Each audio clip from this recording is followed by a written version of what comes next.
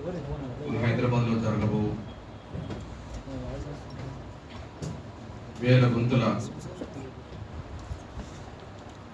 మాదిగల ఆకాంక్షల పాటలు, లక్ష డబ్బుల మాదిగల గుండె చప్పుడు అనే ఓ మహత్తరమైన ప్రదర్శనకు సిద్ధపడుతున్న సమయంలో ఎస్సీ వర్గీకరణ పోరాటం సామాజిక న్యాయమైన పోరాటం అని భావించి ఉద్యమం మొదలైన నుంచి ఇప్పటి వరకు అండగా నిలబడుతున్న అన్ని విద్యార్థి సంఘాల బాధ్యత భవిష్యత్తు కార్యాచరణలో కూడా ఉండాలని జరుగుతున్న ఈ విద్యార్థి సంఘాల రౌండ్ టేబుల్ సమావేశానికి సభాధ్యక్షత వహించిన తమ్ముడు శరత్, దీన్ని స్టేట్ వైడ్గా సమన్వయం చేయడానికి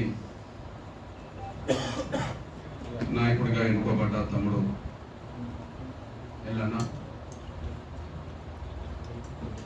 ఈ ఉద్యమానికి ఒక బలమైన అండగా బలమైన గొంతుకగా మారుతున్న తండ్రి సామాజిక వారసత్వాన్ని గౌరవ కీర్తిశేషులు ముత్యాల సత్యనారాయణ గారు నిజమైన వారసత్వాన్ని పొందుకొచ్చుకొని అదే పాటలు అదే ప్రయాణంలో నిజాయితీగా ముందుకొచ్చిన నా తమ్ముడు పృథ్వీరాజ్ యాదవ్ అన్న, మాజీ శాసనసభ్యులు లింగన్న, అదే సమయంలో తమ్ముడు అంజన్న, పుల్లారావు, ఇంకా ఈ సమావేశంలో పాల్గొన్న అన్ని విద్యార్థి సంఘాలకు సంబంధించిన నా తమ్ములకు, పెద్దలకు, పాత్రికేయ, సోషల్ మీడియా, ఎలక్ట్రానిక్ మీడియా మిత్రులందరికీ ముందుగా నా హృదయపూర్వక నమస్కారం.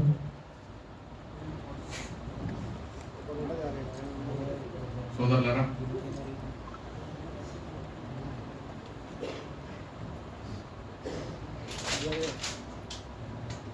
ఉమ్మడి ఆంధ్రప్రదేశ్ కలిసి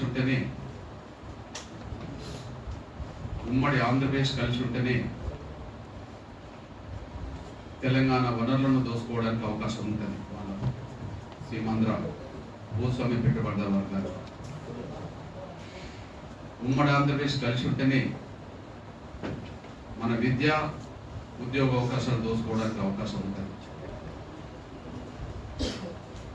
తెలంగాణ ప్రాంత వనరులను దోసుకోవాలనే లైసెన్స్ సమాఖ్యాల నినాదం ఎంచుకున్నాం. దాన్ని మనం ఓడించాం. తెలంగాణ ప్రజల ఆకాంక్షను ముందుకు తీసుకెళ్ళాం. తెలంగాణ రాష్ట్రాన్ని సాధించుకున్నాం.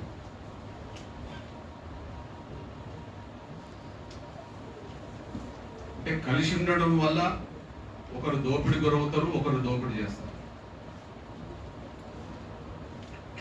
ఉమ్మడి ఆంధ్రప్రదేశ్ కలిసి ఉంటే దోపిడీ చేసేది సీమాంధ్ర పెట్టుబడిదారు వర్గం, భూస్వామ్య వర్గం, దోపిడీ గురయ్యేది తెలంగాణ ప్రాంతం. కాబట్టి కలిసి ఉంటే దోసుకునేవాడికి లాభం, కానీ కలిసి ఉండడం వల్ల నష్టపోయేడికి లాభం అనుకోవడానికి అవకాశం ఉంది. ఇప్పుడు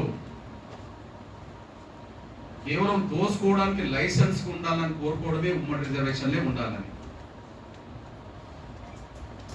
దళితుల్లో ఉండబడే 59 కులాల అవకాశాలన్నీ అందరి ఇప్పటికే ఒక వర్గమే పూర్తిగా అనుభవించి పైకి వచ్చిందనే విషయం అన్ని ఆధారాలు కనిపిస్తున్నాయి. తెలంగాణ రాష్ట్రం ఏర్పడాలని, ఉమ్మడి ఆంధ్రప్రదేశ్లో కలిసి ఉంటే మేము నష్టపోతున్నామని ఏ ఆధారాలు అయితే మనం ముందుకు తీసుకొచ్చామో అవి సత్యమైంది. కాబట్టి తెలంగాణ ప్రజలు విరోచితమైన పట్టం చేసి తెలంగాణ సాధించుకున్నాం. సత్యం కాకపోతే ఉద్యమం నిలబడదు, ఉద్యమం నిలబడకపోతే లక్ష్యాన్ని చేరదు. సత్యం ఉన్నది కాబట్టినే ఉద్యమం నిలబడగలిగింది, గెలవగలిగింది. అట్లనే ఉమ్మడి రిజర్వేషన్ల విధానం ఉండడం వల్లనే వాళ్ళకు దోసుకోవడానికి లైసెన్స్. అప్పటికే దళితుల్లో బలమైన వర్గం ఎదిగింది, అటు ఆంధ్రలో ఇటు తెలంగాణలో. స్వాతంత్రం కంటే ముందే ఒక బలమైన వర్గంగా ఎదిగింది. తెలంగాణలోను అంటే నిజాం పాలనలోను, మద్రాసు పాలనలో.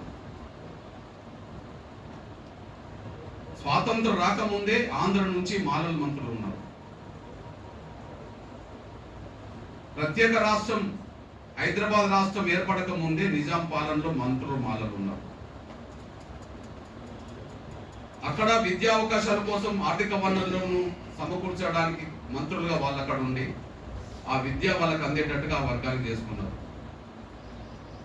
ఇక్కడ కూడా నిజాం పాలనలో కూడా విద్యా మంత్రులుగా, నిజాం పాలనలో సంక్షేమ మంత్రులుగా ఉన్న వాళ్ళు ఆనాడు నిజాం ఇచ్చిన వనరులను వాళ్ళ విద్యకు ఉపయోగించుకోగలిగారు.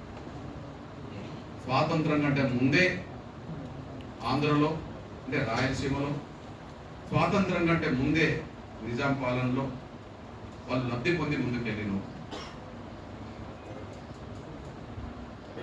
ఇక్కడ బిఎస్ వెంకట్రావు సాక్ష్యం, అరిగే రామస్వామి సాక్ష్యం, శ్యామ్ సుందర్ సాక్ష్యం. అటువైపు వేముల చంద్రయ్య సాక్ష్యం. అటువైపు నిజాం రాజ్యంలో ఇక్కడ వీళ్ళు మంత్రులు, అక్కడ మద్రాసు రాజ్యంలో వాళ్ళు, మద్రాసు రాష్ట్రంలో వాళ్ళ మంత్రులు. వాళ్ళ చేతికి సంక్షేమ ఫలాలకు సంబంధించిన వనరులు వచ్చినాయి. ఆ వనరులు వాళ్ళకు ఖర్చు పెట్టుకున్నారు, వాళ్ళని చేసుకున్నారు. అంటే స్వాతంత్రం వచ్చాక, రాజ్యాంగం వచ్చినాక రిజర్వేషన్లు వచ్చినాయి. రిజర్వేషన్లు రావడం కంటే ముందు, స్వాతంత్రం రావడం కంటే ముందే వాళ్ళు వనరుల మీద, విద్య మీద పట్టు సంపాదించుకోలేరు, రాజకీయ అధికారం మీద. 3-4 దశాబ్దాల వరకు ఆ ఫలాలు ఏకపక్షంగా అందుబాటులోకి వాళ్ళకు వస్తున్న సమయంలో, స్వాతంత్రం వచ్చాక 3-4 దశాబ్దాల తర్వాత కానీ వీడు మేల్కోలేదు, మార్గలు కానీ ఇతర కులాలు. అరే వచ్చే అవకాశాలన్నీ అడ్డెక్కిపోతున్నాయి, మా సంగతి ఏంటి అని. ముందే ఆర్థిక వనరులను పట్టున్న వాళ్ళు ఆర్థికంగా ఎదిగారు. రాజకీయంగా పట్టున్న వాళ్ళు ఈనాటికి రాజకీయంగానే పట్టు సంపాదించుకున్నారు. చదువులో, ఉద్యోగాల్లో అక్కడ ముందుకెళ్ళిన వాళ్ళు ఇప్పటికీ వాళ్ళే ముందుకున్నారు. అది గమనించిన తర్వాత 3 దశాబ్దాల తర్వాత మా సంగతి ఏంది, మాకు కూడా అన్యాయం జరుగుతుంది, మాకు న్యాయం జరగాలని పోరాటం మొదలు. ఈ పోరాటంలో న్యాయం ఉన్నదని చెప్పి కమిషన్లు ఒప్పుకున్నాయి. మీ ముందు చూపెట్టే ఒక కమిషన్ నేను పుట్టక ముందు వచ్చింది. 65లో జూన్లో వచ్చింది రిపోర్ట్. నేను 65 జూలైలో పుట్టాను. ఇది లోకూరు కమిటీ. మనం అందరం చూడలేదు లాల్ బహదూర్ శాస్త్రి ప్రధానమంత్రిని.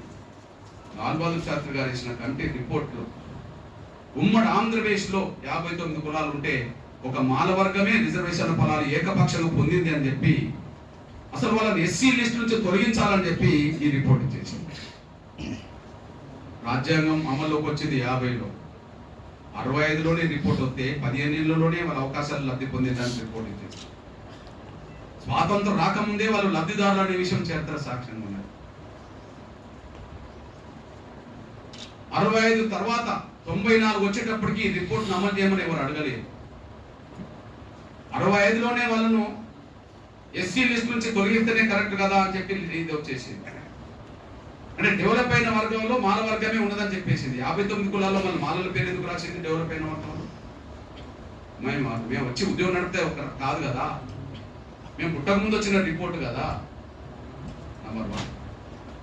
పోనీ ఉద్యోగం వచ్చినాక 94 తర్వాత 95, 96 వచ్చినప్పటికీ ఉద్యోగం బలంగా ముందుకు వచ్చిన సమయంలో అప్పుడు చంద్రబాబు నాయుడు గారు కూడా ఒక రామచంద్ర కమిషన్ చేశారు. నేను పుట్టక ముందు రిపోర్ట్లో ఏ అన్యాయం జరుగుతూ వచ్చిందో, ఎంఆర్పిసి ఉద్యమం మొదలైన తర్వాత వచ్చిన కమిషన్ రిపోర్ట్లో కూడా అదే అన్యాయం జరిగింది. 50 నుంచి 65 వరకు రిపోర్ట్ రాసింది లోకూరు కమిటీ. 65 నుంచి 95 వరకు రిపోర్ట్ రాసింది రామచంద్ర కమిషన్. అన్యాయం జరుగుతూనే ఉన్నది. 15% రిజర్వేషన్లో ఉమ్మడి ఆంధ్రప్రదేశ్లో కానీ తెలంగాణ రాష్ట్రంలో కానీ సింగిల్ క్యాస్ట్ గా అత్యధిక జనసంఖ్య గల వాళ్ళు మాదిగలని చెప్పి గణాంక లెక్కలిచ్చింది రామచంద్ర. అత్యధిక సంఖ్యలో జనం ఉన్న అవకాశాలు మాత్రం పొందలేకపోయిందని 15% రిజర్వేషన్లలో అరకొరగా పొందింది వీళ్ళు 2%, 12-13% రిజర్వేషన్ ఫలాలు మాలలే పొందిందని చెప్పి విద్య, ఉద్యోగ, సంక్షేమ, రాజకీయ రంగాల్లో జరిగిన అన్యాయమంతా లెక్కలు కట్టి చెప్పేసింది.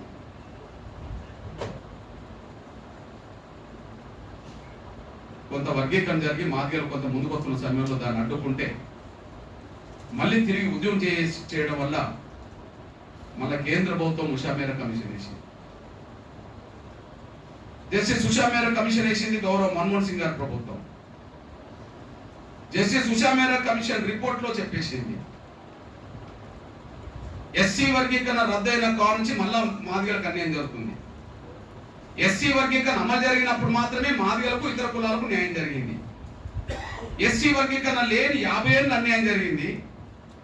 ఎస్సీ వర్గీకరణ రద్దయిన కాలం మళ్ళీ అన్యాయం జరుగుతుంది. ఎస్సీ వర్గీకరణ అమలు జరిగిన కాలంలోనే అందరికీ న్యాయం జరిగిందని చెప్పేసింది.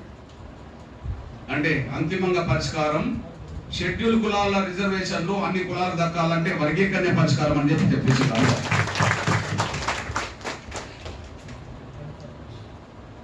అంటే కమిషన్ల రిపోర్టును వాళ్ళు లెక్క చేస్తలేరు. మనకంటే ముందు చదువుకున్న వాళ్ళు, ఉద్యోగాలు చేసే వాళ్ళు, ఎదిగిన వాళ్ళు కనీసం తోటి వాడి అవకాశాలు కూడా అందకుండా చేయడానికి కుట్ర చేస్తున్నారు. డాక్టర్ బాబాసాహెబ్ అంబేద్కర్ గురించి గొప్ప మాట్లాడే వాళ్ళు డాక్టర్ బాబాసాహెబ్ అంబేద్కర్ చెప్పిన దాంట్లోనే ఉన్నారు. షెడ్యూల్ కులాలకు సంబంధించిన రిజర్వేషన్లు ఏమీ కూడా షెడ్యూల్ కులాలకు సంబంధించిన రిజర్వేషన్లు ఏ ఒక్క కులం తమ జనాభా కంటే మించిపోతుందని చెప్పేసి అది ఉద్యోగాలు కానీ విద్యా అవకాశాలు కానీ ఏ అల్పసంఖ్యాక వర్గం కూడా దళితుల్లో దాని జనాభా కంటే మించిన ప్రాతినిధ్యాన్ని పొందకూడదని చెప్పేసి విద్య, రాజకీయ, ఉద్యోగ అవకాశాల్లో జనాభా కంటే మించి పొందొద్దు ఏ కులమైనా. కానీ అన్ని కులాలకు న్యాయం జరిగే విధంగా సమానంగా పంచుకోవాలని చెప్పి ఇంత స్పష్టంగా ఉన్నది. పంచుకోవాలి, వర్గీకరణ చేసుకోవాలని చెప్పి ఇలా ఉంటుంది.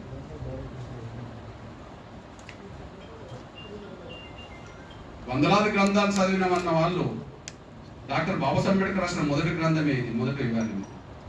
అది చదువుకోరు. సామాజిక న్యాయానికి వర్తింపజేసి ఏది వాళ్ళకు వర్తించదు, చదవాలని ఉండదు. పోసుకోవడానికి ఏదన్నా లైసెన్స్ ఎక్కడన్నా కనిపిస్తుందా దాని గురించి ఆలోచిస్తుంటారు. లైసెన్స్ ఎక్కడ ఉండాలండి. రెండో విషయం, ఇప్పుడు మీరు చూస్తున్నారు ఎంఆర్పిఎస్ ఉద్యమం మొదలైన కాంచి ఈనాటి వరకు 30 ఏళ్లలో ఎంఆర్పిఎస్ ఉద్యమానికి నాడు ఎంత మద్దతు ఉన్నదో ఆ మద్దతు సమాజంలో మరింత పెరుగుతున్నదే తప్ప తగ్గట్లేదు. ఎంఆర్పిఎస్ ఉద్యమానికి నాడు 94లో మద్దతు ఉన్నదో 2025లో కూడా అదే మద్దతు పెరుగుతున్నది, తగ్గట్లేదు. ఈ వేదిక సాక్ష్యం, మాట్లాడిన పెద్దలు సాక్ష్యం. ఇక్కడ ఎస్సీ పెద్దలు మాట్లాడింది మాదిగలుగా, ఉద్యమం చేసే వాళ్ళుగా. ఎస్టీ సోదరులు మాట్లాడింది, బీసీ మాట్లాడింది, మైనార్టీ మాట్లాడింది, ఓసీ మాట్లాడింది. సమస్త సమాజం అండగా నిలబడ్డది. ఈ 30 ఏళ్లలో అన్ని సామాజిక వర్గాలు ఎంఆర్పిఎస్ అండగా నిలబడ్డాయి. ఇప్పుడు ఒకనాడు మాలలు ఎన్నుకున్నా అని చెప్పబడుతున్న నేత కానీ, మాలలకు మేము కొంత దగ్గర అని చెప్పబడుతున్న ఒలియాదాసర్, మాలలకు కొంత దగ్గరమని చెప్పబడుతున్న కొన్ని కులాలు ఇవాళ మేము మాలలతో కలిసి ఉండే ప్రసక్తి లేదు, మేము వర్గీకరణ కావాలని మళ్ళీ వాళ్ళు మాట్లాడుతున్నారు. మాదిగకు అలయన్స్ గా దగ్గర ఉండబడే కులాలు ఎట్లా వర్గీకరణ కోరుకుంటున్నాయి? మాదిగలకు కొద్దిగా దగ్గర ఉన్న కులాలు అన్నబడుతున్న కులాలన్నీ మొదటి నుంచి వర్గీకరణ కోరుకుంటున్నాయి. కానీ మాలలు చేసిన దుష్ప్రచారం వల్ల గతంలో వాళ్ళు వెనుక కొన్ని కులాలు నిలబడ్డ ప్రయత్నం చేయబోయారు. కానీ ఇప్పుడు 30 ఏళ్ల తర్వాత జరిగిన పరిణామం ఏంటంటే మేము మాలలతో కలిసి ఉన్న వాళ్ళు స్వార్థపరులు, మాకు కూడా న్యాయం జరగాలంటే వర్గీకరణ జరగాలని వాళ్ళు అంటారు. ఆనాటితో పోల్చుకుంటే ఈనాటి వరకు వచ్చినప్పటికీ వాళ్ళు ఒంటరి వాళ్ళు అయిపోయింది పూర్తిగా. సమస్త సమాజం 59 కులాల్లో ఒక్క మాలలో కొంతమంది స్వార్థపరులు తప్ప. తమ్ముడు N9 తీసేయి నుంచి, నువ్వు వెళ్ళిపో.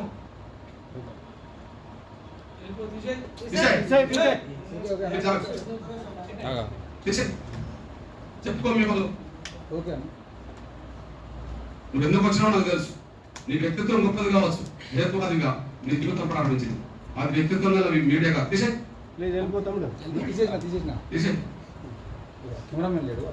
రైట్. నీ వ్యక్తిత్వం గొప్పది ఒప్పుకుంటా, నువ్వు ఉండే చోట అది కాదు.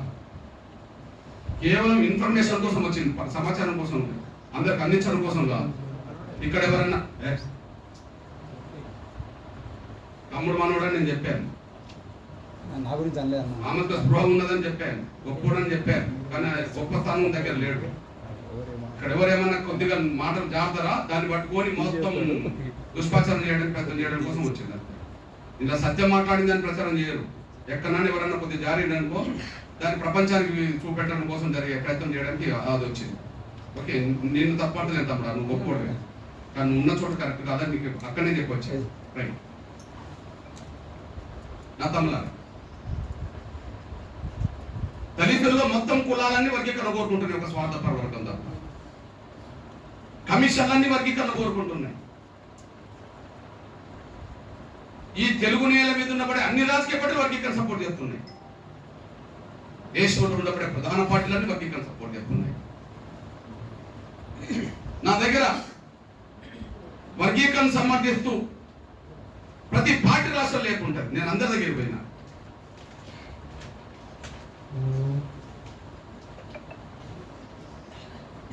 కేసీఆర్ తో యుద్ధం చేస్తున్నా, కేసీఆర్ తో లేఖ రాశాను.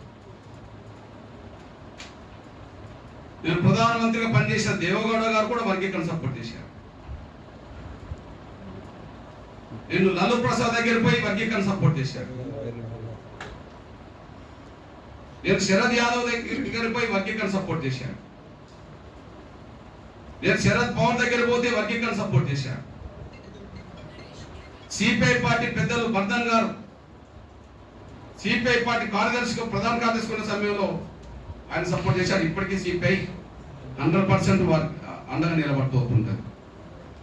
సిపిఎం పార్టీ ప్రకాష్ కారత్ నుంచి మొదలుపెట్టి మొన్న చనిపోయిన సీతారాం యేచూరి వరకు వర్గీకరణ సపోర్ట్ చేశారు.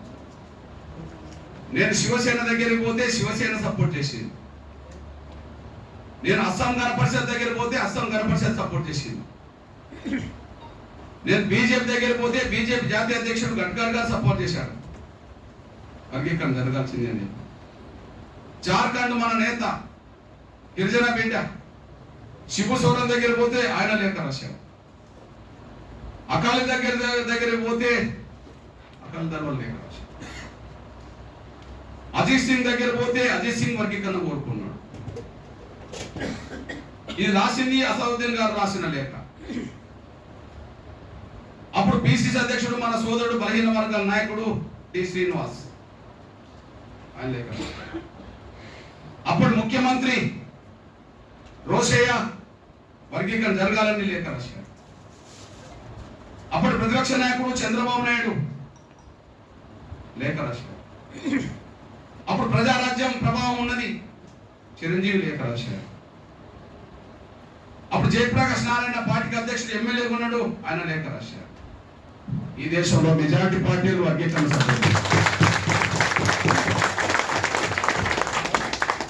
ఆయన మేము ఏనమో అంటారు అంతే. వీళ్ళు రక్తం తాగడం మారిన పులి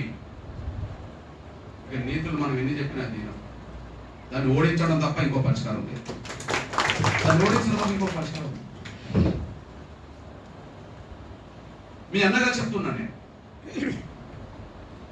ఈ దేశంలో అత్యున్నత వ్యవస్థలు 3 ప్రధానంగా అనుకుంటే ఈ దేశ ప్రథమ పౌరుడు మనం రాష్ట్రపతి అంటాం. రాష్ట్రపతి దళితుడై ఉండి కూడా వర్గీకరణ సపోర్ట్ చేశాడు, వర్గీకరణ న్యాయం అని చెప్పి. రాష్ట్రపతి కేఆర్ నారాయణ్ 99 డిసెంబర్ 2వ తారీఖు నాడు ఎస్సీ వర్గీకరణ న్యాయం కోసం జరగాల్సిందని చెప్పి సపోర్ట్ చేశాడు. అప్పుడే వర్గీకరణ జరిగింది. రాష్ట్రపతి దళితుడైనా వర్గీకరణ సపోర్ట్ చేసినా మేము ఒప్పుకోమని అంటారు. కేంద్ర ప్రభుత్వం అంటే ప్రధానమంత్రులు కేంద్రం అవుతుంటే ప్రధానమంత్రులు నేను మన్మోహన్ సింగ్ దగ్గరికి వెళ్ళా. ప్రధానమంత్రులు నేను మన్మోహన్ సింగ్ గారి దగ్గరికి వెళ్ళా. నేను స్వర్గీయ రాజశేఖర రెడ్డి గారు ముఖ్యమంత్రి ఉన్న కాలంలో అన్ని రాజకీయ పార్టీలను, అన్ని రాజకీయ పక్షాలు, సురవరం సుధాకర్ రెడ్డి గారితో సహా అన్ని రాజకీయ పక్షాలు వెంబడి పెట్టుకొని పోతే ఖచ్చితంగా వర్గీకరణ జరగాల్సిందని చెప్పి కమిషన్ కూడా ఉషామేర్ కమిషన్ ఇచ్చింది అతనే. ప్రధానమంత్రుల మాటలు లెక్క చేయరు. మొన్నటికి మొన్న దేశ ప్రధానమంత్రి గౌరవ నరేంద్ర మోడీ గారు వచ్చి ఎస్సీ వర్గీకరణ న్యాయం మీకు అండగా నిలబడతామంటే ప్రధానమంత్రి ఎవరు వర్గీకరణ చేయడానికని వీళ్ళు మాట్లాడతారు. వారు ప్రధానమంత్రుల మాటలు కూడా లెక్క చేయరు. వారు ప్రధానమంత్రుల మాటలు కూడా లెక్క చేయరు. వాళ్ళ రాష్ట్రపతి నిర్ణయాలు పట్టించుకోరు, వాళ్ళు ప్రధానమంత్రుల నిర్ణయాలు పట్టించుకోరు, వాళ్ళు కమిషన్ నిర్ణయాలు పట్టించుకోరు, సమాజ అభిప్రాయాన్ని పట్టించుకోరు. మేము దోసుకుంటాం అంతే, మేము దోసుకుంటాం అంతే. ఈ దేశ అత్యున్నత న్యాయవ్యవస్థ సుప్రీంకోర్టు బాస్ చీఫ్ జస్టిస్, గౌరవ చీఫ్ జస్టిస్ ఆధ్వర్యంలో 7 జడ్జీలు 6 జడ్జీలు ఎస్సీ వర్గీకరణ న్యాయమే రాష్ట్రాలే చేసుకోవచ్చు అని చెప్పి స్పష్టం చేసింది. దీన్ని కాదని రివ్యూ పిటిషన్లు 32 మంది ఎత్తే తెలుగు నేల మీదనే మాలకు 16 మంది వేశారు. ఆ రివ్యూ పిటిషన్లు 7 జడ్జీలు కొట్టేశారు. వర్గీకరణ సమర్థించే కాడ 6 జడ్జీలు ఉన్నారు. తీర్పు అప్పుడు ఆగస్టు 1 వ్యతిరేకించే కాడ ఒకరు ఉన్నారు. కానీ రివ్యూ పిటిషన్ అయితే మాత్రం ఆ 7 మొత్తం దాన్ని వద్దు, ఇక రివ్యూ లేదేం లేదని చెప్పి 7 రద్దు చేశారు. ఆ రివ్యూ పిటిషన్లు కూడా మళ్ళా రద్దయిన తర్వాత కూడా ఫైనల్ గా క్యూరేటివ్ పిటిషన్ ఒకటి వేశారు. ఆ క్యూరేటివ్ పిటిషన్ ఇప్పుడు వచ్చిన చీఫ్ జస్టిస్ దాన్ని రద్దు చేశాడు. ఆయన మేము లెక్కలు చేయం, మాకు ఎవరు ఈ దేశంలో మేము అడ్డుకొని తీరుతామంటారు. నేటి సిచ్యువేషన్.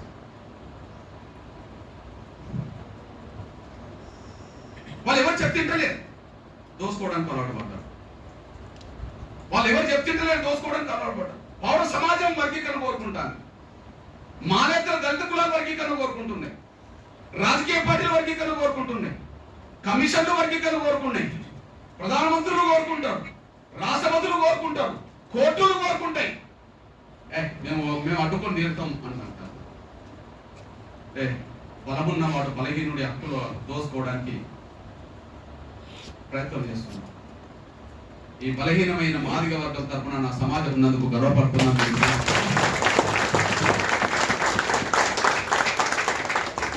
ఇప్పుడు గెలవకపోతే గెలవని గారు ఇంకా 100 తరాలైన జాతి బాగుపడదు. నోటికాడు కూడా వచ్చినప్పుడల్లా తీసేస్తుండ్రు, కంచం గుంజుకుంటారు. నోటికాడు కూడు కంచం పెట్టుకొని తింటున్న సమయం గుంజుకుంటారు. ఒక విషయం చెప్తున్నా, తెలంగాణ వర్గీకరణ సోదరులారా, తెలంగాణ ఉద్యమం ఒకసారి విజయం సాధించి మళ్ళీ విజయం కోసం మళ్ళీ త్యాగాలు చేయాల్సి వచ్చింది. మొన్నటి మన ఉద్యమం. కానీ తెలంగాణ రాష్ట్రం ఏర్పాటు జరగాలని పోరాటం 69లో జరిగిన ఆ పోరాట ఆకాంక్ష ఆనాడు నెరవేరలేదు. కానీ 369 మంది చంపబడ్డారు. తెలంగాణ రాష్ట్ర ఆకాంక్ష ఆనాడు జరిగిన ఉద్యమంలో ఆనాడు విజయం సాధించలేదు. కానీ 369 మంది చంపబడ్డారు. కానీ 2009 డిసెంబర్ 9 నాడు అందరి త్యాగ ఫలితం వల్ల, అందరి శ్రమ ఫలితం వల్ల, అప్పుడు కేసీఆర్ గారు దీక్ష చేస్తున్న కాలంలో, విద్యార్థి లోకం రోడ్ మీద యుద్ధం చేస్తున్న కాలంలో, సమస్త సమాజం తెలంగాణ అంటున్న సమయంలో అనివార్యంగా డిసెంబర్ 9 రాత్రి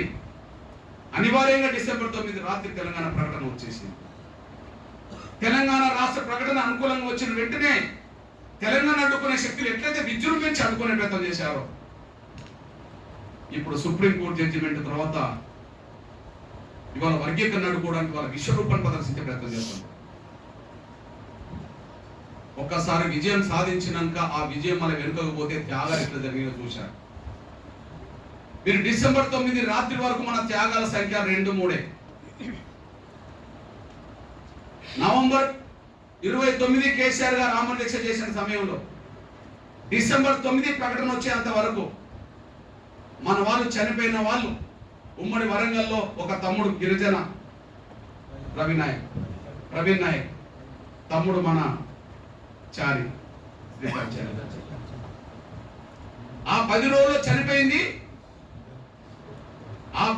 చనిపోయింది ఇద్దరు. కానీ విజయం సాధించిన తర్వాత వాళ్ళు అడ్డుకోవడం వల్ల మళ్ళీ డిసెంబర్ 23 ప్రకటన వెనుకపోయిన తర్వాత మళ్ళీ తెలంగాణ సాధించేంత వరకు దాదాపు 1000 మంది పైగా చనిపోయింది. సీమాంధ్ర పలుబడి వచ్చిన విజయాన్ని అడ్డుకున్నదా లేదా? డిసెంబర్ 9వ తారీఖు నాడు వచ్చిన విజయం అనే ప్రకటనను అడ్డుకోని డిసెంబర్ 23తో దాన్ని వెనుకకు నెట్టేశారా లేదా? ఆ వెనుకకు నెట్టేసిన కాలం నుంచి మనం సాధించే నాటికి 1200 బిడ్డలు ప్రాణాలు పోయినాయి. ఇక్కడ ఇది మనం చూసాం. మళ్ళీ చెప్తున్నా, ఎంఆర్పిఎస్ ఉద్యమం 30 ఏళ్ళు నిలబడ్డాయి. త్యాగాలు తగ్గించుకోవాలి, విజయం సాధించాలని పెట్టుకున్నాం. త్యాగాలు తగ్గించుకోవాలి, విజయం సాధించాలి. 30 ఏళ్ళు. టిఆర్ఎస్ ఏర్పడింది 2001. ఎంఆర్పిఎస్ ఏర్పడింది 94. ఎంఆర్పిఎస్ ఏర్పడింది 94. అంటే 94 తర్వాత 7 ఏళ్లకు ఎంఆర్పిఎస్ టిఆర్ఎస్ ఏర్పడ్డది. తెలంగాణ రాష్ట్ర ఆకాంక్ష కోసం ఆనాడు 329 మంది చంపబడ్డారు. ఈనాడు 1200 మంది దాకా చనిపోయినారు. అంతిమంగా దాదాపు 1500 మంది పైగా చనిపోయినారు తెలంగాణ కోసం. మనం చూసాం. ఎంఆర్పిఎస్ ఉద్యమంలో త్యాగాలు ఉన్నాయి, కానీ త్యాగాలను తగ్గించుకునే ప్రయత్నం చేశారు. ఎగ్జాంపుల్ చెప్తున్నాను నేను. ఒక ఉద్యమం వెనుకపోతే మరో ఉద్యమం రావడానికి ఎన్నేళ్ళు పట్టింది? 69లో ఉద్యమం వెనుకపోతే డైరెక్ట్ మన ప్రత్యక్ష పోరాటంగా మారడానికి 2001 తర్వాత 2011 దాకా వచ్చేసి 69లో ఉద్యమం వెనుక నెట్టేశారు నిర్బంధం చంపడం ద్వారా. 79, 89, 99, 2001 అక్కడ వచ్చింది అని అనుకుంటే ఒక ఉద్యమానికి ఒక రాజకీయ రూపం వచ్చింది అనుకుంటే, ఒక ఉద్యమం వెనుక పోయిన తర్వాత 32 సంవత్సరాలకు ఒక ఉద్యమం ఒక రూపకల్పన జరిగింది. బలమైన రూపంలో 32 జరిగింది. కానీ ఒక ఉద్యమం వెనుకపోతే మరో ఉద్యమం రావడానికి 32 పట్టింది. కానీ 30 ఏళ్లలో ఎన్నిసార్లు వెనుకకు నెట్టేసే ప్రయత్నం చేసినా నాన్ స్టాప్ ఉద్యమం జరుగుతుంది. నాన్ స్టాప్ ఉద్యమం అంటున్నాను. 69లో వెనుకపోతే 2001 వరకు ఒక బలమైన రూపం వచ్చేసింది. అంటే 32 సంవత్సరాలు లేకుండా పోయింది. మళ్ళీ దాన్ని ముందుకు నడపడం కోసం ఒక 10 ఏళ్ళు పట్టింది, 12, 13 ఏళ్ళు పట్టింది. కానీ ఇక్కడ ఎంఆర్పిఎస్ ఉద్యమం నాన్ స్టాప్ గా జరుగుతున్నది. 30 సంవత్సరాలు, 31 ఇప్పుడు ఎంఆర్పిఎస్ ఉద్యమం నాన్ స్టాప్ గా జరుగుతున్నది. 30 సంవత్సరాలు. 94, 2024 అయిపోయి 21లో వచ్చినాం, 25లో వచ్చినామంటే 30 సంవత్సరాలకు వచ్చినాము కదా. అయితే ఒక విజయం అంది మళ్ళీ కోల్పోతే త్యాగాలు వచ్చినాయి కదా, మళ్ళీ విజయం వచ్చింది. ఇప్పుడు తెలంగాణ రాష్ట్రంలో ఉన్నాం. కానీ నా సోదరులారా, ఒక్కసారి కాదు 2 సార్లు విజయం సాధించి 2 సార్లు కోల్పోయినాం స్వార్థపరుల వల్ల. మళ్ళా చెప్తున్నా, తెలంగాణ రాష్ట్రం ఏర్పాటు ప్రకటన డిసెంబర్ 9 వచ్చిందా లేదా? విజయం సంవత్సరం మొత్తం మనం అందరం కలిసి ఆనందాలు పంచుకున్నామా లేదా? వచ్చింది 23కి మళ్ళీ వెనుకకు పోయిందా లేదా? ఒక్కసారి వచ్చింది, ఒక్కసారి వెనుకకు పోయింది. మళ్ళీ 2వ విజయం వచ్చేసింది. కానీ ఇప్పటికీ ఇది 3వ విజయం. ఈ 3 విజయాలను అడ్డుకొని మన 4వ కూడా అడ్డుకుంటా ఉంటారు. సోదరులారా, డిసెంబర్ 9కి ప్రకటన మనకు అనుకూలంగా వచ్చి డిసెంబర్ 23కి వెనుకకు పోయినట్టుగానే 1997 జూన్ 6లో వర్గీకరణ జరిగింది. హైదరాబాద్ నగరాన్ని దిగ్బంధం చేశాం. ఇప్పుడు కాదు ప్రజా ఉద్యమం అనేది చంద్రబాబు నాయుడు కాలంలో, ఇప్పుడు కాదు ప్రజా ఉద్యమం అనేది చంద్రబాబు నాయుడు గారి కాలంలో హైదరాబాద్ నగరాన్ని దిగ్బంధం చేశాం. మీరు ఒక ఈ ఫోటో చూడండి. అసెంబ్లీ ముట్టడించే క్రమంలో బషీర్బాగ్ మొత్తం దిగ్బంధం అయిపోయింది.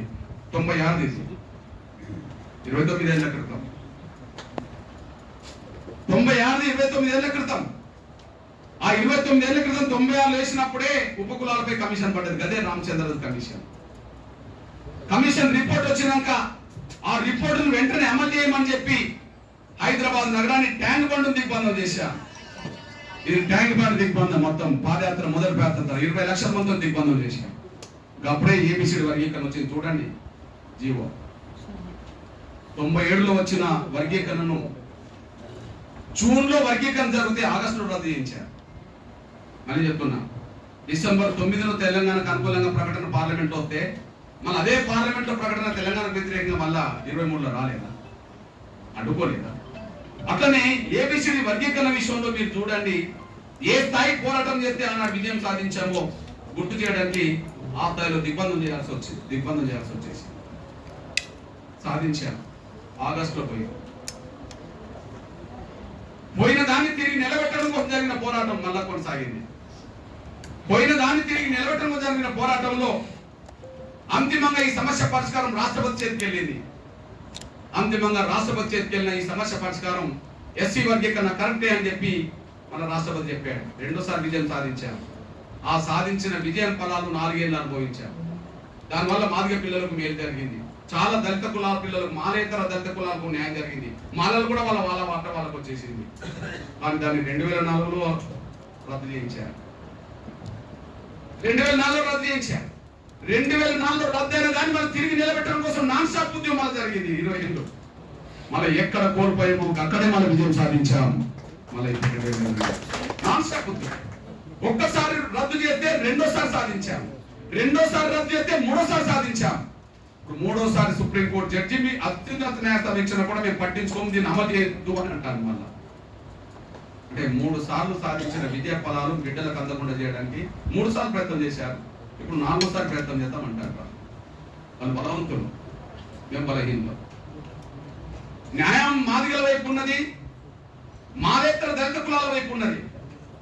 కానీ వాళ్ళు న్యాయంగా ఆలోచించినప్పుడు, వాళ్ళు బలవంతులైనప్పుడు మేము అడ్డుకొని తీర్థమనే కదా 97లో వచ్చిన దాన్ని రద్దు చేయించారు. అడ్డుకొని తీర్థమనే కదా 2004లో రద్దు చేయించారు. మళ్ళీ 24లో మళ్ళీ విజయం వచ్చినప్పుడు దీన్ని రద్దు చేపిద్దాం, దీన్ని జరగనేమని ఇప్పుడు అంటారు కదా. ఎక్కడికి ఎవరు చెప్పాలి వాళ్ళకు? మీ సోదరులు చెప్తున్నాను. వర్గీకరణ వ్యతిరేకించేటోళ్ళు డైరెక్ట్ ఇంకా మేము వర్గీకరణ అడ్డుకుంటామని అంటే సమాజం తూ అనేటట్టున్నది. వాళ్ళని ఎంతకాలమే వాళ్ళని మోస పెట్టుకుంటారు, ఎంతకాలమే వాళ్ళ బిడ్డలు అవకాశాలు తింటుంటారు. ఇంతకాలం వాళ్ళు ఉద్యోగం చేస్తున్నారా? వాళ్ళను ఇంకా అడ్డుకోవద్దని ఎవరైనా అంటారు. అడ్డుకోవడానికి ప్రయత్నం చేస్తే వాళ్ళు రీసరించుకుంటారు.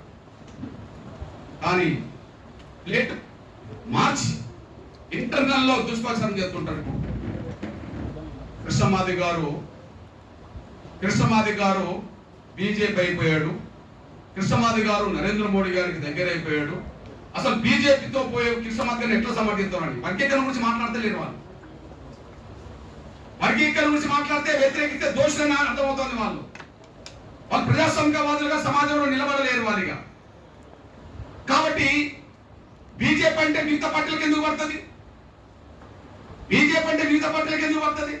బీజేపీతో పాటు అన్ని పార్టీలు వర్గీకరణ సపోర్టే. కానీ బీజేపీ అనే పూచి, నరేంద్ర మోడీ గారిని పూచి నన్ను అడ్డం పెట్టి అసలు ఆయనకి ఎట్లా మద్దతిస్తారు? ఈయన నరేంద్ర మోడీ గారి మనిషి కదా, ఆయనకి ఎట్లా మద్దతిస్తారు? ఈయన బీజేపీ మనిషి కదా అంటే పక్కదారి పట్టించే ఉద్యమానికి వచ్చే, వర్గీకరణ అంశానికి వచ్చే మద్దతును వెనుకకు నెట్టేసే ఒక కుట్రలకు వాళ్ళు తెరలేపిండేసి మీరు మర్చిపోతాను సార్ అనుకుంటున్నాను. అవును, నేను అంటున్నా, ఈ వర్గీకరణ ఉద్యమాన్ని ముందుకు తీసుకెళ్లే క్రమంలో అందరి మద్దతు తీసుకోవాలని కోరాను. ఎవరన్నా సహకారం కోరితే నేను వాళ్ళకి సహకరించాను. అందరి మద్దతు కోసం పోయాను. ఆ మద్దతు ఇస్తూ మీ సహకారం కావాలంటే నేను వాళ్ళకు కూడా సహకారం ఇచ్చాను. ఒక్కసారి గుర్తుంచుకోండి, నాకు శక్తి లేదు, నా జాతికి శక్తి లేదు, అడ్డుకునేవాడికి శక్తి ఉన్నది. నాకు శక్తి లేదు, నా జాతికి శక్తి లేదు, అడ్డుకునేవాడు బలవంతుడు. మరి బలవంతుడితో నేను యుద్ధం చేసి నా జాతిని గెలిపించుకోవాలంటే నేను మద్దతు కూడా కట్టుకోవాలి కదా. మన ఇష్టం ఉన్నా లేకపోయినా ప్రపంచ దేశాల్లో అగ్రదేశం రష్యా, అమెరికా, చైనా తర్వాత రష్యా పేరు బాగా వినబడుతుంటుంది. ఓకే, ఆ రష్యా ఒక పెద్ద దేశంగా ఉండబడే, ఆర్థికంగా ఆయుధపరంగా శక్తివంతమైన దేశం ఉక్రెయిన్ మీద దాడి చేసింది. మరి ఉక్రెయిన్ మొత్తం సరెండర్ కావాలా? సరెండర్ కాకుండా వాళ్ళ దేశాన్ని కాపాడుకోవడం కోసం మాత్రం, నేను సిద్ధాంతం గురించి మాట్లాడతలేను, వాళ్ళ దేశాన్ని కాపాడుకోవడం కోసం మాత్రం అన్ని దేశాలు సపోర్ట్ తీసుకుంటుండనేసి మర్చిపోతూ యుద్ధం జరుగుతుంది. ఇప్పటికి సరెండర్ కావడమా, దేశాన్ని కాపాడుకోవడమా? వాళ్ళ ముందుకు సమస్య అదే. రష్యా ముందు తల వంచుకొని సరెండర్ కావడమా, లేకపోతే దేశాన్ని కాపాడుకోవడమా అన్నప్పుడు తమ దేశాన్ని కాపాడుకోవడానికి అందరు సపోర్ట్ అయితే తీసుకుంటుందా లేదా? లేకపోతే రష్యాతో 3 ఏళ్ల బట్టి యుద్ధం ఎట్లా జరుగుతుంటారు? ఇంకా ఓడించినమని చెప్పే పరిస్థితి లేదు కదా. అంటే తను బతకాలనుకున్నవాడు, తన వ్యక్తిత్వాన్ని, తన దేశాన్ని కాపాడుకునేవాడు ఎవరైనా సపోర్ట్ తీసుకుంటారు కదా. మరి ఒక బలహీనమైన జాతి, నా జాతి యుద్ధం చేస్తున్నప్పుడు, బలవంతుడు నాకు అడ్డం పడుతున్నప్పుడు అందరు సపోర్ట్ నాకు కావాల్సిందే కదా, అందరు మద్దతు నేను తీసుకోవాలి కదా. నాకు మద్దతు ఇస్తూ, నా జాతి ఉద్యమానికి మద్దతు ఇస్తూ, నాకు మద్దతు ఇస్తూ, నా జాతి ఉద్యమానికి మద్దతు ఇస్తూ, కృష్ణ మీ సహకారం కూడా కావాలని అందరు అనుకో. ఒక ముఖ్యమంత్రి వర్గీకరణ చేస్తామని, కృష్ణ నేను వర్గీకరణ చేస్తా, కానీ మీ సహకారం కూడా నాకు కావాలి కదా. కృష్ణ నేను వర్గీకరణ చేస్తా, మీ సహకారం కూడా కావాలని చంద్రబాబు నాయుడు అన్నాడు అనుకో. మరి నేను చంద్రబాబు నాయుడుకి నేను అండగా నిలబడాలి కదా, నేను గెలిపించుకోవాలి కదా. ఆనాడు 98లో నేను చంద్రబాబు నాయుడు కూడా అండగా నిలబడ్డా. ఏబిసిడి వర్గీకరణ చేస్తామని మాట ఇస్తే నేను ఏం చేయాలి? నాకు కావాల్సింది ఏంటిది? వర్గీకరణ. చేస్తానని మాట ఇచ్చింది ఎవరు? ముఖ్యమంత్రి. చేయించుకోవాల్సింది ఎవరి ద్వారా? ఆయన ద్వారా. ఆయన మన సహకారం ఉన్నప్పుడు నేనేం చేయాలా? ఇవ్వాలా? ఇచ్చాను. అప్పుడు అందరూ తెలుగుదేశం అమాదిగోళ్ళు కాదు, ఇతర పార్టీలు కూడా ఉన్నారు. అయినా కూడా నేను జాతిని గెలిపించుకుంటే నాకు ఆ పరిష్కారం అని చేస్తాను. ఆయన చేసిండు. ఆయన చేసిన దాన్నే కదా కాంగ్రెస్ వచ్చినాక రద్దు చేయించింది. 2004లో రద్దు అయ్యే సమయానికి కాంగ్రెస్ గవర్నమెంట్ ఉన్నది కదా. ఇక్కడ అక్కడ ఇక్కడ రాజశేఖర్ గారు ఉన్నాడు, అక్కడ మన్మోహన్ సింగ్ గారు ఉన్నారు కదా. మరి రాజశేఖర్ గారి కాలంలో నేను రాజశేఖర్ గారితో నేను కలిసి పనిచేయలేదా? రాజశేఖర్ గారి కాలంలో కలిసి పనిచేయలేదా? ఎస్సీ వర్గీకరణ మీద ఎంతకు దగ్గం లక్షలాది మంది మీటింగ్ కు రాజశేఖర్ గారు రాలేదా? చంద్రబాబు నాయుడు గారిని నేను వర్గీకరణ చేస్తావా లేదని అడగడం కోసం, చంద్రబాబు నాయుడు గారిని వర్గీకరణ కోసం 96లో నేను మీటింగ్ నిలవలేదా? ముఖ్యమంత్రిని 96లో నేను మీటింగ్ చేశాను కదా, వచ్చిండు కదా, చేస్తాను మాట ఇచ్చిండు కదా.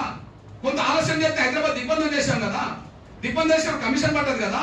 కమిషన్ రిపోర్ట్ మనకు అనుకూలంగా వచ్చినాక కొంత లేట్ అవుతుందని చెప్పి మళ్ళీ బ్యాంక్ బండి దిగ్బంధం చేశాం కదా, వర్గీకరణ సాధించాం కదా. ఆయన తీసుకొచ్చిన వర్గీకరణ కాంగ్రెస్ అధికారులు వచ్చినాక రద్దయింది కదా. మరి రద్దు అయినప్పుడు నేను నా వంతుగా రాజశేఖర్ గారి దగ్గరికి వెళ్ళి వర్గీకరణ కావాలని అడిగాను కదా. ఆయనను కూడా బహిరంగ సభకు రప్పించారు కదా, వర్గీకరణ చేద్దామని మాట ఇచ్చాడు కదా. మాట ఇచ్చి నిలబెట్టుకోవడం కోసం కమిషన్ వేయించడానికి అక్కడికి వచ్చాడు కదా. ప్రధానమంత్రితో వచ్చి కూర్చున్నాడు కదా. ఉషా మేర కమిషన్ వేయించండి కదా. ఆ కమిషన్ రిపోర్ట్ మనకు అనుకూలంగా బిల్లు పెట్టడానికి కొట్లాడినాం కదా.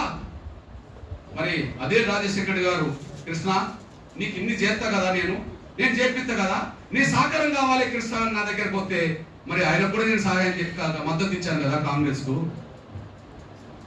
మరి మాదిగలందరూ కాంగ్రెస్ ఉన్నారా? తెలుగుదేశం కూడా ఉన్నారు కదా. కాంగ్రెస్ కు మద్దతు అయితే మాదిగలు అపార్థం చేసుకున్న వాళ్ళు నన్ను విమర్శించవచ్చు. తెలుగుదేశం వాళ్ళు తెలుగుదేశానికి మద్దతు ఇచ్చినప్పుడు కాంగ్రెస్ అపార్థం నన్ను విమర్శించవచ్చు. కానీ అంతిమ లక్ష్యం నా జాతికి ఏబిసిడి చేయాలి కదా. అంటే ఆయన ముఖ్యమంత్రి ఉన్నప్పుడు ఆయన దగ్గర పోయారు, ఆయన సాయం చేస్తాను, ఆయన మద్దతు ఇచ్చాను. ఈయన ముఖ్యమంత్రి ఉంటే ఈయన దగ్గర పోయినా నేను వర్గీకరణ చేపిస్తాను, ఈయన సపోర్ట్ చేశాను. సపోర్ట్ చేయండి ఎవరిని?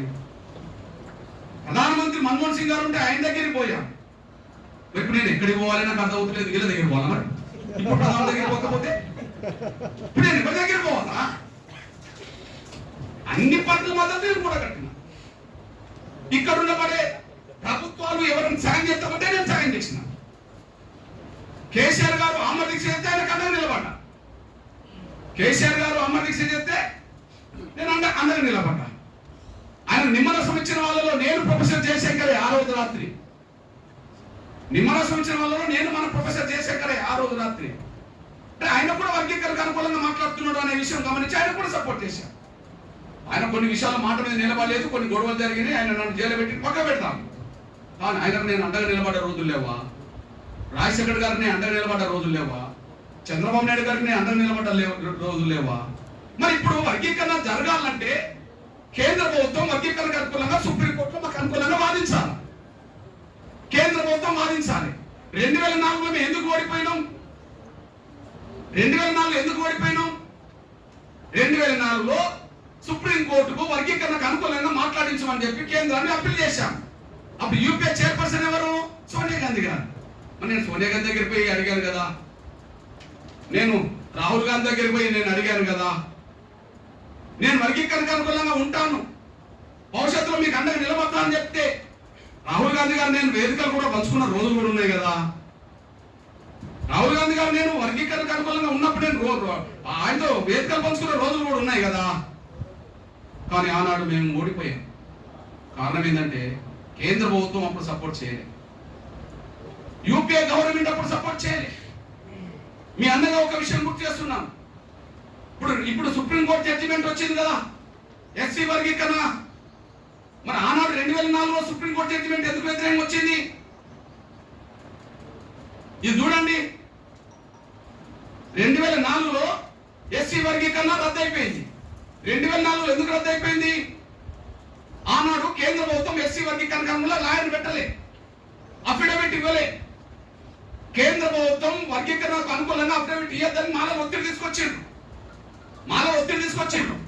అప్పుడు యూపీఏ చైర్పర్సన్ వాళ్ళ చేతిలోనే ఉన్నది. యూపీఏ గవర్నమెంట్ వాళ్ళ చేతులు ఉన్నది. సూత్రరీత్యా కాంగ్రెస్ అనుకూలం, సూత్రరీత్యా బీజేపీ అనుకూలం, సూత్రరీత్యా అన్ని పార్టీలు అనుకూలం. కానీ ఏ పార్టీలో లేనంత పలుకుబడి మాలకు కాంగ్రెస్ పార్టీలో ఉన్నది. ఇతర పార్టీలతో పోల్చుకుంటే కాంగ్రెస్ పార్టీని శాసించి వాళ్ళకి అనుకూలంగా మంచుకోగలుగుతారు. ఎగ్జాంపుల్, ఆనాడు 2004లో సుప్రీంకోర్టుకు ఎస్సీ వర్గీకరణకు అనుకూలంగా ఒక అఫిడవిట్ ఇవ్వకపోవడం కారణం ఏంటి? మేము కలిసాం కదా. అక్కడ యూపీఏ చైర్పర్సన్ సోనియా గాంధీ గారు అయితే సోనియా గాంధీ గారికి కొప్పుల రాజు అడ్వైజర్ మాల, రాహుల్ గాంధీ గారికి అడ్వైజరు, అప్పుడు యువనేతగా ఆయనకు అడ్వైజరు రాజశేఖర ఐఏఎస్ అధికారి మాల ఉండరు. ప్రధానమంత్రి మన్మోహన్ సింగ్ కార్యాలయ సెక్రటరీ కాంతర్వాన్ ఐఏఎస్ అధికారి మాల. వాళ్ళు ఏ స్థాయికి ఎదిగిందో చూడండి. యూపీఏ గవర్నమెంట్ 3 శక్తుల చుట్టూ తిరిగింది. యూపీఏ చైర్పర్సన్ యూపీఏను శాసించింది, ఆమెను శాసించే కాడ మాలైన ఉన్నాడు. యువనేత రాహుల్ గాంధీ గారు ఒక్కోసారి క్యాబినెట్ నిర్ణయాన్ని కూడా ఆయన చించేస్తాడు. ఆ స్థాయి శక్తివంతుడు. పేపర్ చించేసిన రోజులు ఉన్నాయి. ఆనాడు ఈయన సలహాదారుడు రాజశేఖర్, ప్రధానమంత్రి మన్మోహన్ సింగ్ ఆయన క్యాబినెట్ సెక్రటరీ హోదాలోనే మాలైన ఉన్నాడు. ఎస్సీ వర్గీకరణకు పార్లమెంట్ వైపు రానివ్వలేదు, సుప్రీంకోర్టులో అనుకూలంగా వాదించలేదు అన్నట్టు కోల్పోయాం. మరి ఇప్పుడు గెలవాలంటే ఇప్పుడు ఎవరున్నారు? మరి ఇప్పుడు గెలవాలంటే ఎవరున్నారు? కేంద్రంలో బీజేపీ ఉన్నది, సుప్రీంకోర్టులో విచారణ జరగబోతుంది. సుప్రీంకోర్టుకు మనం చెప్పాల్సింది ఎవరు? కేంద్రం చెప్పాలంటే మనం నేనేం చేయాలి? కేంద్రం మీద యుద్ధం చేయాలి. ఆ యుద్ధం చేసిన ముందు, యుద్ధం చేయకపోతే పరేడ్ గ్రౌండ్ లో 2022లో మా పిల్లలు తలలు ఎందుకు పగిలినాయి? ఇప్పుడు మీరు చూపెడితే ఆ పిల్లలు ఆనాడు బతికిండ్రు అంతే. 2022లో మీకు సాక్ష్యం చెప్తున్నా, 2022 సాక్ష్యం చెప్తున్నా నేను. 2014 మొదలుకొని 2022 వరకు చలో ఢిల్లీ అని ఎన్నిసార్లు పిలుపునివ్వలే? ఎందుకు పిలుపునిచ్చాం? వర్గీకరణ కోసమే కదా. అది గొడవ చేసినాం కదా, యుద్ధం చేసినాం కదా.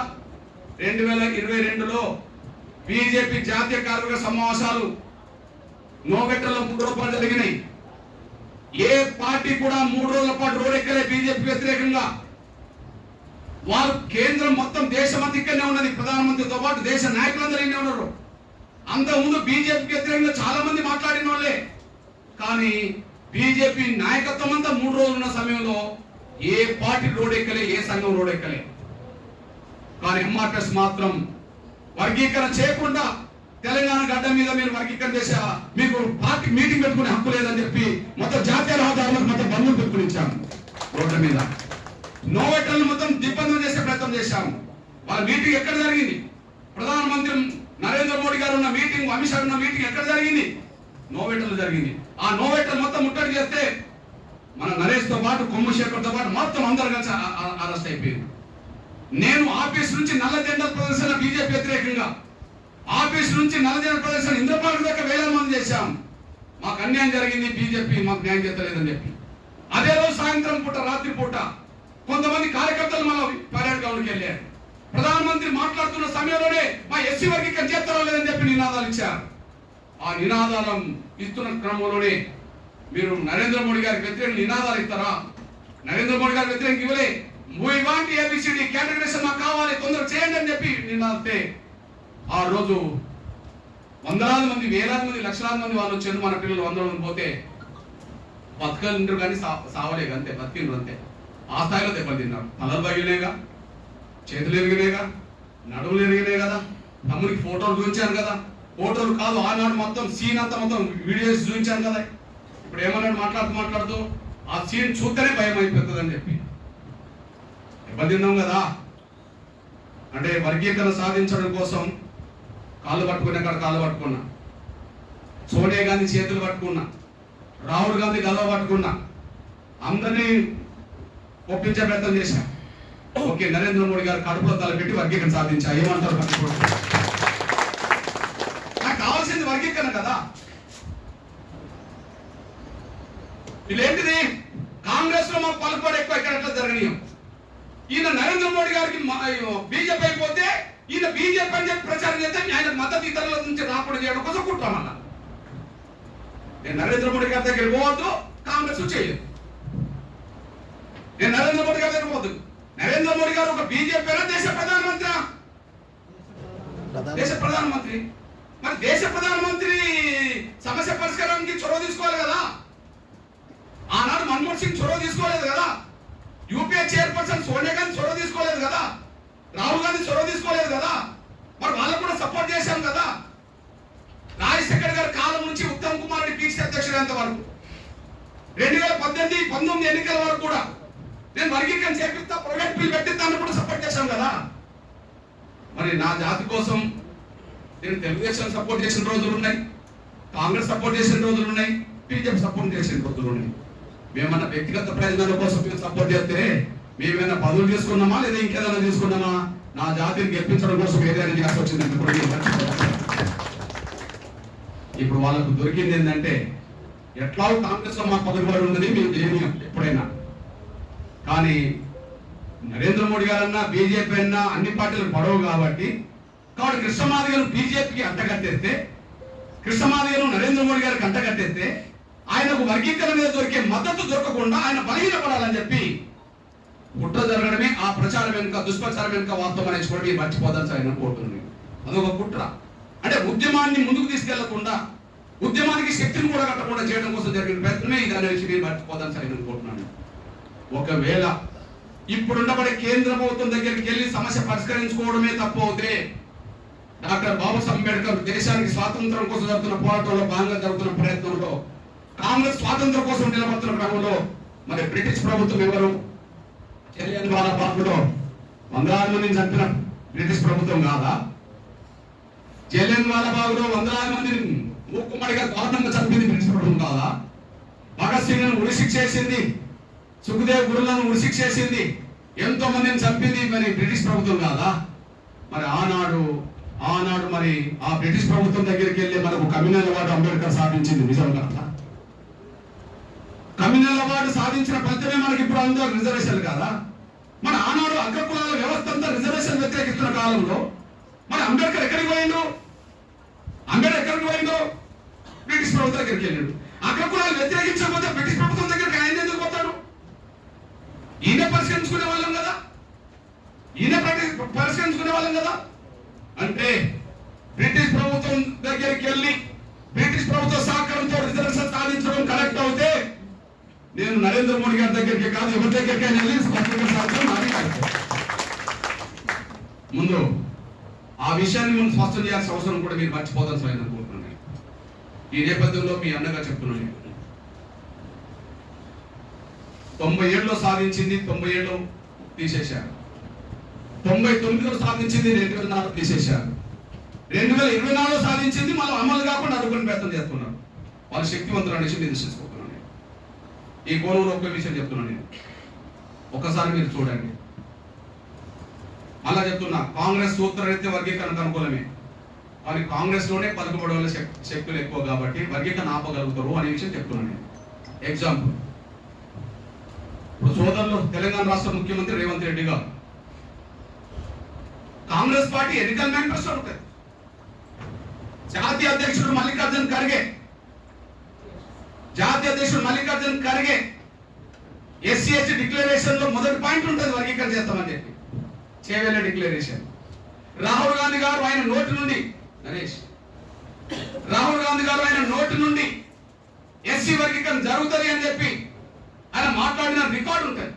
గద్వాల సభలో నేను పక్కనే ఉన్నా. జాతీయ అధ్యక్షుడు ఉన్న హోదాలోనే రాహుల్ గాంధీ గారు వర్గీకరణ సపోర్ట్ చేసి మాట్లాడింది. జాతీయ అధ్యక్షుడు ఉన్న హోదాలోనే మల్లికార్జున ఖర్గే చేవేల డిక్లరేషన్ చేశాడు. ఎస్సీ వర్గీకరణకు ప్రతి అసెంబ్లీ ఎన్నికల్లో కాంగ్రెస్ పార్టీ మేనిఫెస్టో పెడుతుంటది. ఉషా మేడ కమిషన్ వేసింది వాళ్ళే. ఇక ఇప్పుడు ముఖ్యమంత్రి సోదరులు రేవంత్ రెడ్డి గారు ఎస్సీ వర్గీకరణకు వ్యక్తిగా ఆయన ఏ పార్టీలో ఉన్నా వర్గీకరణ అనుకూలంగా మాట్లాడినోడే. ఆయన ఏ పార్టీలో ఉన్నా అని అంటున్నాడు. ఇప్పుడు కాంగ్రెస్ కావచ్చు, అంతకుముందు కాంగ్రెస్ కాదు కదా. ఇప్పుడు కాంగ్రెస్ కావచ్చు, అంతకుముందు కాంగ్రెస్ కాదు. ఎక్కడున్నా వర్గీకరణ సపోర్ట్ చేసిండు. మేము సభలకు పిలిచి వచ్చిండు, మేము సమావేశాలకు పిలిచి వచ్చిండు, మేము ధర్నాలు పిలిపిస్తే వచ్చిండు, ఢిల్లీకి రమ్మంటే వచ్చిండు, గల్లీకి రమ్మన్నా వచ్చేసిండు. వ్యక్తిగతంగా వర్గీకరణకు అనుకూలమే. ఆయన అనుకూలం కాబట్టి సుప్రీంకోర్టు జడ్జిమెంట్ వచ్చిన వెంటనే ఈ దేశంలో ఏ ముఖ్యమంత్రి కంటే, ఈ దేశంలో ఏ ప్రధాన నాయకుడి కంటే అందరికంటే ముందు సుప్రీంకోర్టు జడ్జిమెంట్ వచ్చిన మరుక్షణమే నిండు శాసనసభలో ఎస్సీ వర్గీకరణ ఈ దేశంలో అందరికంటే ముందు తెలంగాణ అమలు చేస్తుందని చెప్పేశారు. అంతకుముందు నోటిఫికేషన్లు కూడా వర్గీకరణ అమలు చేసి ఉద్యోగాలు భర్తీ చేస్తామని చెప్పేశారు. ఇంతకంటే ఏం కావాలి? అందరికంటే ముందు తెలంగాణ రాష్ట్రం వర్గీకరణ అమలు చేస్తామని చెప్పేశారు. అంతకుముందు ఇచ్చిన నోటిఫికేషన్లో కూడా వర్గీకరణ అమలు చేసే, వర్గీకరణ వర్తింపజేసి ఉద్యోగాలు భర్తీ చేస్తామని చెప్పేశారు. అవసరం అనుకుంటే అతి త్వరలో ఆర్డినెన్స్ తీసుకొస్తామని చెప్పేశారు. చెప్పాడు కదా. నాకు తెలిసి సుప్రీంకోర్టు జడ్జిమెంట్ వచ్చిన సంతోషం ఎంత ఉండేనో తెలంగాణలో ఉండబడే మాదిగలకు, సమాజంలో చాలా వర్గాలకు ఆ జడ్జిమెంట్ తర్వాత రేవంత్ రెడ్డి గారి ప్రకటన మరింత సంతోషాన్ని ఇచ్చేసింది. ఇంకా అందరికంటే ముందు స్పందించారు. మళ్ళా చెప్తున్నా, సుప్రీంకోర్టు జడ్జిమెంట్ వచ్చిన రోజు దేశంలో వర్గీకరణ కోరుకునే శక్తులను సంతోషం వ్యక్తం చేసింది. కానీ ఇక్కడ డబుల్ సంతోషమేట. వర్గీకరణ అనుకూలమైన తీర్పు రావడమే కాదు, అందరికంటే ముందు నేను అమలు చేస్తామని మాట్లాడడం మరింత సంతోషం వ్యక్తం చేసింది ఇక్కడ. కానీ ఆ సంతోషాన్ని ఒక రోజు కూడా ఉండదు ఇవ్వాలి. ఆ సంతోషాన్ని 48 గంటలు కూడా ఉండదు ఇవ్వాలి. ఎక్కడికి పోవాలి అక్కడికి పోయింది. ఆయన అసెంబ్లీలో ప్రకటన చేసి బయటకు వస్తేనే వివేక్ లాంటి వాళ్ళు, ఆయన అసెంబ్లీలో ప్రకటన చేసి బయటకు వస్తేనే వివేక్ లాంటి వాళ్ళు, ఏమన్నా మేము ఇక్కడ లేమనుకున్నావా, నువ్వు ఎందుకన్నా అంత తొందరపడి ప్రకటన చేసినావు, మేము కూడా ఉన్నామన్నా, మా మాట కూడా విలువనివ్వాలి, ఏంది నువ్వు అట్లా మాట్లాడినావు అని చెప్పేసి. సరే, ఆయన చెప్పే సమాధానం చెప్పేశాడు. పార్టీ స్టాండ్ ఇది అని చెప్పేశాడు. మల్లికార్జున ఖర్గే గారు డిక్లరేషన్ చేసిందని చెప్పాడు. రాహుల్ గాంధీ గారు అంతకుముందే ఈ విషయంలో మాట్లాడిందని చెప్పేశాడు. కానీ నువ్వు ఎందుకు ముందు పోతున్నావు అని చెప్పేశాడు. ఈయన గట్టి సమాధానం ఇక్కడ దొరికింది కదా. ఏది ఎవరైతే అడిగితే గట్టి సమాధానం రేవంత్ రెడ్డి నుంచి వచ్చింది కదా. ఓహో, రేవంత్ రెడ్డి గారు నువ్వు మా మాట ఇంటలేవా, సరే మేము ఎక్కడి నుండి చెప్పినా అప్పుడు చెప్పిద్దామని చెప్పించాడు. సరిగ్గా వీళ్ళ బాస్ మల్లికార్జున ఖర్గే అయిపోయాడు. పైకి ఇక్కడ మేనిఫెస్టో పెట్టింది కదా, కానీ అక్కడ ఉద్దేశం వాళ్ళకి అనుకూలం, మనకు అనుకూలం ఉండరు కదా. ఆయన దగ్గర పోయి ఈ వర్గీకరణ త్వరగా జరగకుండా చూడండి, ఈయన అందరికంటే ముందు అమలు చేద్దామని మాట్లాడుతున్నాడు అని చెప్పి ఒక చేవేల డిక్లరేషన్ ఫస్ట్ పాయింట్లోనే ఉంటాయి. అందరికంటే ముందు అమలు చేస్తాడు, దీన్ని ఆపేటట్టు చేయండి అని చెప్తే మల్లికార్జున ఖర్గే జాతీయ అధ్యక్షుడు కదా, ఆయనకు కళ్ళు చెవుల్లాగా పనిచేస్తున్నది ఎవరు కాంగ్రెస్ పార్టీలో? ఆయన కళ్ళు చెవులు నడక అంత ఎవరు? కేసీ వేణుగోపాల్, జాతీయ ప్రధాన కార్యదర్శి. అందరూ ఆయన ఇప్పుడు కీలకం. ఆయన ఏం ప్రకటన చేసిండు? ఎస్సీ వర్గీకరణ విషయంలో కాంగ్రెస్ ప్రభుత్వాలు ఎక్కడ ఉన్నా తొందరపడద్దు ముందుకెళ్ళడానికి అని కాంగ్రెస్ పార్టీ జాతీయ కమిటీ ఒక నిర్ణయం తీసుకునేంత వరకు ఎవరు ముందుకెళ్ళద్దు, ఇంక్లూడింగ్ ఈ మాట రేవంత్ రెడ్డికి వర్తిస్తుందని చెప్పేశాడు. ఇంక్లూడింగ్ ఈ మాట రేవంత్ రెడ్డికి వర్తిస్తుందని చెప్పేశాడు. అంటే ఎవరి కోసం స్టేట్మెంట్ ఇచ్చినట్టు? రేవంత్ రెడ్డి గారిని ముందుకు నడవకుండా చేయడం కోసం స్టేట్మెంట్ ఇచ్చినాడు. అక్కడి నుంచి ఏమైంది? కమిటీ పడ్డది. కమిటీ పడ్డ తర్వాత ఏమైంది? కమిషన్ పడ్డది. కమిషన్ పడ్డ తర్వాత ఏమైంది? మరి రిపోర్ట్ రావాలి కదా. రిపోర్ట్ రాకముందే ఉద్యోగాలను భర్తీ చేస్తారు.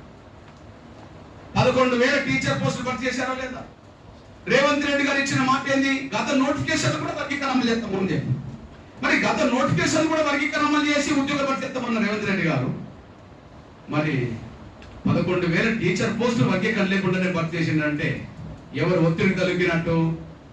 వ్యక్తిగతంగా రేవంత్ రెడ్డి గారు వర్గీకరణకు అనుకూలం, కాంగ్రెస్ పార్టీ సూత్రత్తి వర్గీకరణకు అనుకూలం. కానీ కాంగ్రెస్ పార్టీలో శాసించడం ఉన్నారు కదా. 2004లో సుప్రీంకోర్టు వర్గీకరణ విషయంలో అఫిడవిట్ ఇవ్వదని ఒత్తిడి తీసుకొస్తే కేంద్రం ఇవ్వలేదు కదా. పార్లమెంట్ లో బిల్లు పెట్టద్దని చెప్పి ఒత్తిడి తీసుకొస్తే ఆనాడు బిల్లు పెట్టలేదు కదా. ఓకే, ఇప్పుడు ముందుకు వెళ్ళొద్దు అంటే ఇప్పుడు వెళ్ళట్లేదు కదా. వర్గీకరణ లేకుండానే ఉద్యోగాలు భర్తీ చేయమంటే వర్గీకరణ లేకుండా ఉద్యోగాలు భర్తీ చేస్తున్నారు కదా. ఇప్పుడు నష్టపోతున్నది మాదిగా బిడ్డలు కదా. దీన్ని బట్టి అర్థమవుతుంది రేవంత్ రెడ్డి గారు వ్యక్తిగతంగా వర్గీకరణకు అనుకూలంగా కావచ్చు, కానీ రేవంత్ రెడ్డి గారిని శాసించేలా చేసే శక్తివంతులు వాళ్ళ మాలలను విషయం మీ దృష్టికి నేను తీసుకొస్తున్నాను. ఈ విషయంలో మీ సోదరుడికి ఒక విషయం చెప్తున్నాను నేను, వాళ్ళు చాలా శక్తివంతులు, చాలా శక్తివంతులు వాళ్ళు. ఇవాళ మీరు ఒక విషయం గుర్తు చేయండి, తెలంగాణ రాష్ట్రం ఏర్పడ్డ అదే డిసెంబర్ 9 ప్రకటన వచ్చిన తర్వాత మళ్ళా తెలంగాణ బిల్లు పార్లమెంట్ లో పాస్ అయ్యే సమయానికి ఓ 4 ఏళ్ళ గ్యాప్ అనుకోండి. 9 అంటే డిసెంబర్ 2013 అనుకుందాం, 4 ఏళ్ళ గ్యాప్ అనుకుందాం. ఈ గ్యాప్ లో ఇంతమంది చచ్చిపోయింది కదా. చనిపోయినప్పుడు తెలంగాణ రాకుండా అడ్డం పడడానికి ఒక నాయకుడు, సీమాంధ్ర నుంచి ఒక నాయకుడు బాగా అడ్డం పడే ప్రయత్నం చేశాడు. ఎవరు? లగడపాటి. ఒకే తెలంగాణ అడ్డుకోవడానికి లగడపాటి అయితే అడ్డం పడ్డారో, ఇప్పుడు వర్గీకరణ అడ్డుకోవడానికి ఆ వెంకటస్వామి కుటుంబంలో ఉండబడే వివేక్ లాంటి వాళ్ళు అడ్డం పడుతున్నారు. సేమ్ పాత్రలు ఇవి. తెలంగాణ అడ్డుకోవడానికి లగడపాటి, వర్గీకరణ అడ్డుకోవడానికి ఇక్కడ మీరు దృష్టి లగడపాటి కంటే 1000 రెట్లు శక్తివంతులు అనేసి నేను రాకపోవడం సరిపోతున్నాను. లగడపాటి కంటే 1000 రెట్లు శక్తివంతులు ఆలోచించు. ఎట్లా శక్తివంతులు? లగడపాటి ఏ పార్టీ మారలే, లగడపాటి ఏ పార్టీ మారలే అని ఆయన ఏ పార్టీలో టికెట్ తెచ్చుకోండి. పార్టీలో టికెటే లేదు. ఇప్పుడు వచ్చిందా? అందరికంటే అర్థం పడ్డ ఆ వ్యక్తికి టికెట్ లేదు ఆయన. కానీ వీళ్ళు ఎక్కడికైనా వెళ్తారు, టికెట్ ఎక్కడి నుంచి తెచ్చుకుంటారు. ఒక కుటుంబంలో 3 టికెట్ తెచ్చుకోగలరు వాళ్ళ శక్తివంతులు వాళ్ళు. ఒక కుటుంబంలో 3 టికెట్ తెచ్చుకోవాలి శక్తివంతులు వాళ్ళు. భారతదేశంలో కాంగ్రెస్ పార్టీలో ఏకకాలంలో 3 చట్టసభల పదవులు పొందిన వాళ్ళు 3 కుటుంబాలే. ఏకకాలంలో 3 పదవులు చట్టసభ పొందిన వాళ్ళు 3 కుటుంబాలే. ఒకటి సోనియా గాంధీ గారి కుటుంబం, సోనియా గాంధీ గారు రాజ్యసభ సభ్యురాలు, రాహుల్ గాంధీ లోక్సభ సభ్యుడు, ప్రియాంక లోక్సభ సభ్యురాలు. ఏకకాలంలో 3. అక్కడ నుంచి దక్షిణానికి వస్తే కర్ణాటకలో మళ్ళా మాలలే. మల్లికార్జున ఖర్గే రాజ్యసభ ప్రతిపక్ష నాయకుడు, వాళ్ళ అల్లుడు గుల్బర్గా ఎంపీ, వాళ్ళ కొడుకు సిద్ధరామయ్య గవర్నమెంట్ లో మంత్రి. ఏకకాలంలో 3 పదవులు ఉన్నాయి. మరి తెలంగాణ రాష్ట్రంలో ఉమ్మడి ఆంధ్రప్రదేశ్ లో ఏకకాలంలో ఒక కుటుంబంలో 3 పదవులు వెంకటస్వామి కుటుంబానికి ఉంటాయి. ఎల్లంపల్లి ఎమ్మెల్యే వెంకటస్వామి పెద్ద కొడుకే, చెన్నూరు ఎమ్మెల్యే ఆయనే, పెద్దపల్లి ఎంపీ ఆ కుటుంబం. లగడపాటి రాజకీయ నాయకుడే, కానీ ఇప్పుడు ఆయన అడ్రస్ లేడు. కానీ వీళ్ళు మాత్రం శక్తివంతంగా ఎదిగాడు. దామోదర సంజీవ కాలం నుంచి